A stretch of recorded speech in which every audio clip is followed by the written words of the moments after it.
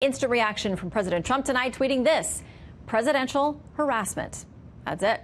Okay, let's turn to National Security Attorney Bradley Moss. Republican Congressman from Florida, Matt Gaetz, who's on the House Judiciary Committee, they're going to be doing the questioning. Plus, Harvard Law Professor Emeritus Alan Dershowitz, author of the book, The Case Against the Democratic House Impeaching Trump. Welcome to all of you, gentlemen. Good evening, Shannon. Okay, I want to start with something that Congressman Nadler said tonight. Obviously, he is the chairman of the House Judiciary Committee, where impeachment would start, where this hearing is going to take place. Can we play that from the chairman about the subpoena? There is no right to defy a congressional subpoena. The White House might assert some privilege, but when they revealed this, a lot of the information to Mueller and even to private attorneys, they waived the privilege. So I think he'll answer the questions that are put to him because it's his civic duty to do so, and he's an upstanding prosecutor.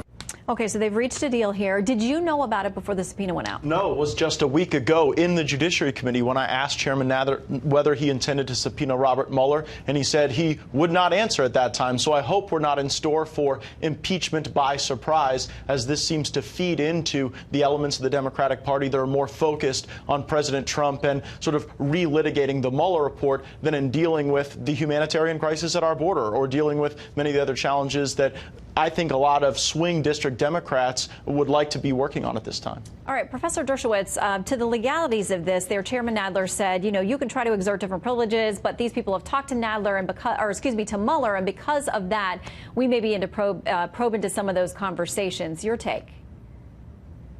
Well, the irony is that precisely what Nadler wants to ask Mueller about, Mueller can't answer. He can't answer any questions about why he didn't recommend prosecuting President Trump, why he didn't recommend prosecuting people who weren't prosecuted. Justice Department regulations and tradition say once a prosecutor decides not to prosecute, that's it. He keeps his mouth shut.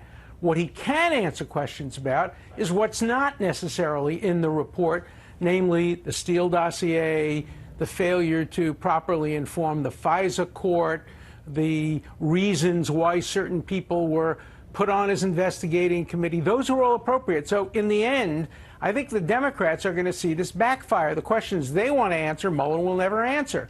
But the questions the Republicans want to ask, Mueller will have to answer because he won't have any privilege or any restrictions on what he can say. So I think this is going to backfire on the Democrats. All right, Bradley doesn't seem convinced. I see a little head shaking over here. What do you make of that assessment? Yeah, I mean, there's a lot of what the professor just said that he actually can't talk about. He can't go into the details of the FISA warrants, not only because Robert Mueller wasn't there, because it's all still classified. There's very limited portions that came out. Same thing with the dossier and all the information that they relied upon it. It's all caught up in this ongoing IG investigation. Robert Mueller is not going to intrude upon that. He's not going to get into those issues. He's going to refer back and over to what he put in the report. He's probably going to read it line for line at times, if only to reiterate his point. But I remain unconvinced so far as to what we're going to truly get out of this hearing. I'm skeptical at the moment. Well, the chairman of the House Intelligence Committee, Adam Schiff, says this is what they're going to ask about. He outlines some of the questions that they have. Of course, his committee is the one in conjunction with Judiciary that's going to hold this public hearing.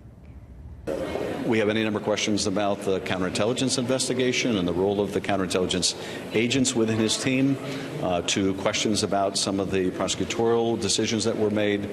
We have fact questions about some of the statements that are made in the report. So there are any number of issues that we wish to cover with him. All right, Congressman, what questions are you going to have? Because you're going to get to sit there and ask some as well.